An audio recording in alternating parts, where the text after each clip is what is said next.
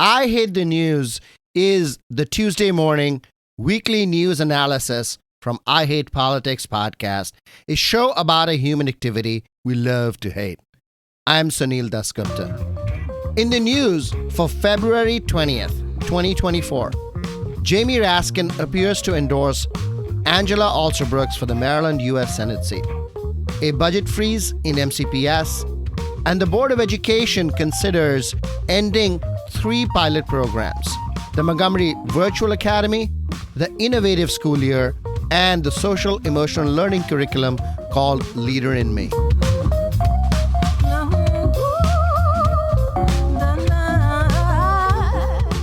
Music for this episode comes from DC songwriter and composer Oren Levine. The songs on this episode are recorded with the band Lucky So and So and written with Paula Bailey and Artemis. Stay with us.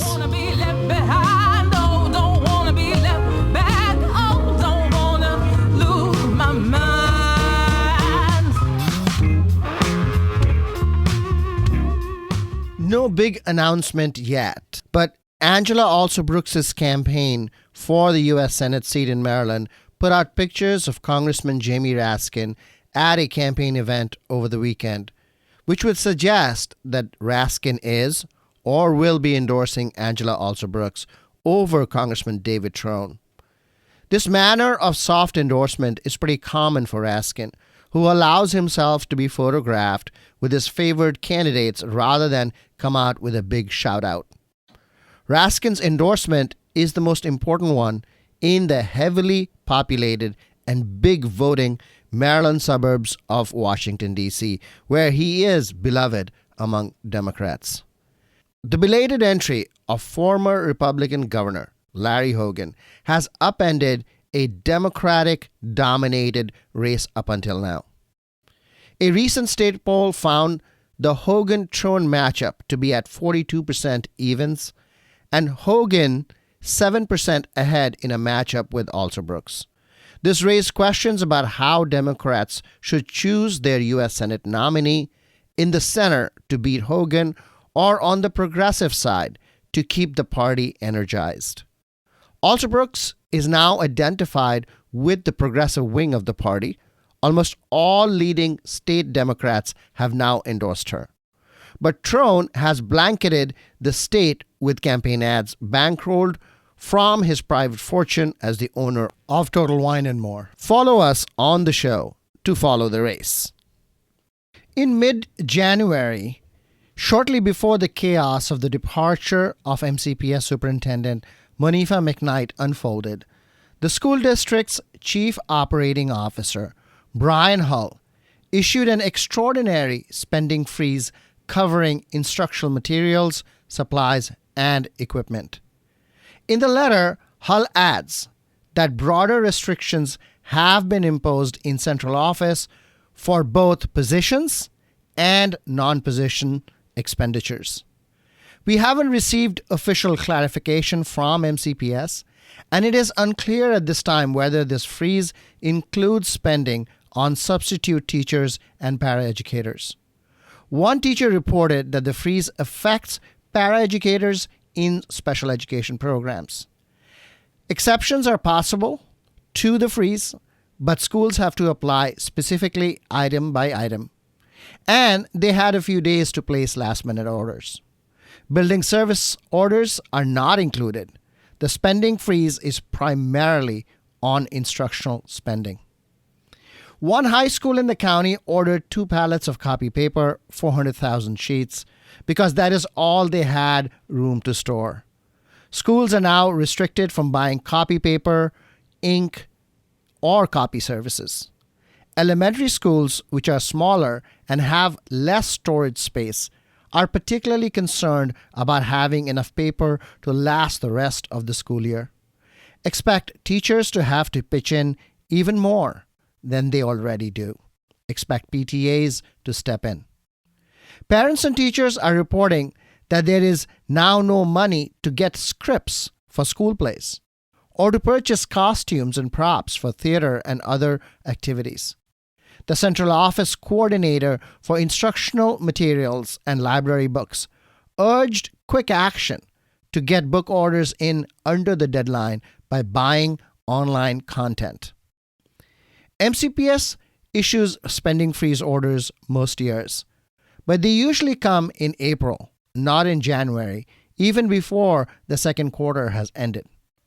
One of the key school accounts affected is the Independent Account Fund, which in a high school of, say, 2,000 students may have as much money as $200,000, of which typically over half would have been spent by January. This means roughly half the money for supplies and instructional materials is now gone. The MCPS-wide instructional materials budget for the year is $32 million, of which $11 million has been spent as of November 30th, the last reporting date. In a district-wide memo, MCPS Chief Operating Officer Brian Hull justified the freeze by calling out rising healthcare costs that led to a decline in the MCPS Employee Benefit Trust Fund. According to two consecutive MCPS monthly financial reports, the last one on February 6th, MCPS estimates a $21 million increase in prescription costs in 2024 over last year, mainly due to, MCPS says, increased prescriptions for weight loss drugs, Ozempic, Trulicity, and others. MCPS is expecting a $13.6 million deficit in the trust fund. The employee benefit plan has received new contributions, records show, but it is unclear if this will end the spending freeze. That Ozempic may be behind the MCPS spending freeze is a truly bizarre turn to a story which began with the question of whether mounting legal fees and the severance money paid to outgoing Superintendent Monifa McKnight had somehow caused the school district's budget to bust.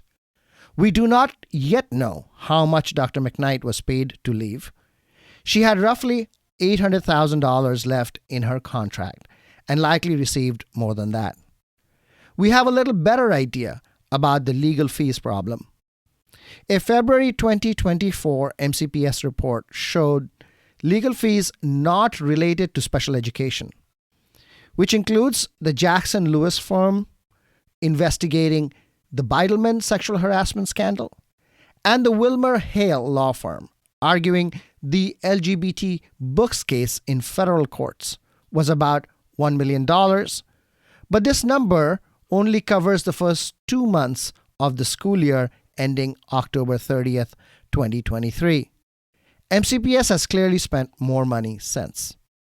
What is extraordinary is that news of the spending freeze has gone unnoticed, while the community has been transfixed by the drama of a superintendent's departure. When leadership is shaky, everyday management troubles go unnoticed. Last week, MCPS announced its intention to reconsider 3 existing programs: a social emotional learning package called Leader in Me, the so-called innovative school year model, which offered primarily an extended school year for 2 schools, Arcola Elementary and Roscoe Nix, which is a kindergarten to 2nd grade school. And finally, the Montgomery Virtual Academy, which currently has about 2,000 students and close to 200 staff. MCPS is asking for feedback, and we were able to reach some families to get their thoughts on it. I'm Dan Sondek. I have 2 kids at MCPS, one 2nd grade, the other 7th. Both of them have been in classes that use the Leader in Me curriculum regularly, and not once have I been impressed by the material that they use. I've reviewed the slip sheets and educational guides, and the whole thing has been stuffed with corporate jargon to the point that it's sometimes difficult to tell what's even being taught. My youngest came home talking about how important it was to sharpen the saw, but unable to actually define it. Their website talks about a child's emotional bank account, and its definition on their site actually links straight to an article on Forbes. MCPS's annual budget doesn't list out the money spent on Leader in Me, but I can't imagine it's very small. The assignments are slick and polished and full of buzzwords like synergize and win-win and stakeholders. If we're trying to teach social emotional learning, I really feel like there's a better way than using language and exercises that feel like they've been cooked up in a business seminar. Dan Sondak's views on Leader in Me are pretty common, consensus even, I'd say, which means that the program is likely to go away. There is less certainty about the innovative calendar schools. Over the years, there's been some pushback in the Roscoe Nix community to jettison the extended school. But in Arcola, there is much greater support for it. My name is Rishika Mehta. I'm a parent of 2 students at Arcola Elementary and Innovative School. The Board of Education has very abruptly proposed terminating the Innovative School program at Arcola and Roscoe Nix elementary schools. This abrupt change could severely impact the livelihood of teachers and parents because they are not receiving sufficient notice. Teachers could potentially not receive the paychecks they were expecting to receive this summer, which could put them in a massive financial bind. Parents may not have time to find affordable and reliable childcare, putting their children at risk. This proposal should be rejected to ensure that teachers and parents have enough time to plan for the potentially severe impacts of the decision. A hearing will be held on Tuesday, February 20th at 6 p.m., and the matter will be voted on Thursday, February 22nd. The decision should be delayed. The merits of the program are a separate discussion. If teachers are suddenly told they are not receiving any pay this summer and parents aren't given enough time to find safe childcare, then that is a major issue. A smooth transition plan is a must for our community. And 5th grade teacher Karen McKiernan adds this on behalf of her students. She talks about ISY, which stands for Innovative School Year. The additional instructional time used during the innovative calendar is used to remove barriers and promote hope, engagement, achievement, and relationships for all our students. Arcola is a safe place for our students where they have trusted adults, can have an educational time without any gaps in their learning. Students are worried because ISY, in their words, keeps our brains active. It allows them to build friendships and stay connected with trusted adults. They have very many happy memories, according to a 4th grader who has been in ISY since first grade. ISY makes students feel loved. They are very upset, as well as the whole entire community. Lastly, the biggest of the 3 decisions to end programs is likely to be the Montgomery Virtual Academy, an online school within MCPS that serves nearly 2,000 students and is staffed by close to 200 teachers, paraeducators, and administrators. Here is parent leader Andrea Levy. We had heard that there was going to be a slight modification to our administrative staff. They were eliminating a couple of positions. And then seemed like the next week, we got this email saying, well, we're modifying and or eliminating you. The virtual academy was set up in response to COVID and lockdowns. Not necessarily. The virtual academy was on the books before COVID. It was something that had been being kicked around for a few years before COVID even hit. And then when COVID hit, everything got locked down. And as the lockdown was starting to be lessened and people were starting to come back into the school buildings, many parents said, we don't want to. We don't feel safe coming back to the school buildings. We have children that are medically compromised. We have families that are working better as with our children at home. Now, the virtual academy is different from a virtual day that school building going student will do if there's a snow day, for example. Those two are different things. They are different. Our students do run on the same calendar schedule as the regular in-person school programs do.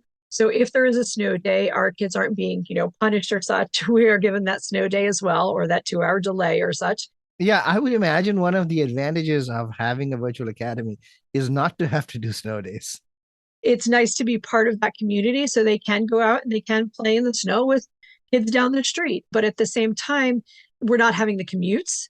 We're saving the MCPS money on not having to bus our special needs children, not having to deal with 101s and additional paraeducators. Imagine not having the distractions of people running up and down the halls screaming on the way to the bathroom.